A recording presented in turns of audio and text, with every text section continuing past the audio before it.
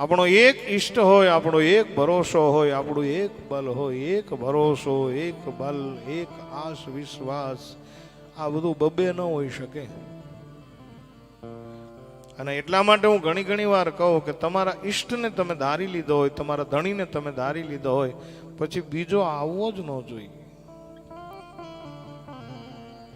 કથા એટલા માટે જ, પ્રેમ ગલી અતિ સાંકરી, તામે દૂજો ન સમાય. ત્યાં બીજાને કોઈ સ્થાન જ નથી.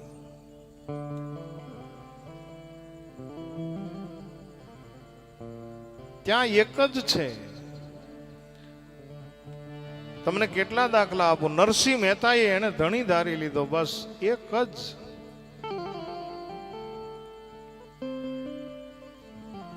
નરસિંહ મહેતાને ગમે ત્યારે પૂછો, નરસિંહ મહેતા એમ જ કે મારો હરી કરે એ ઠીક.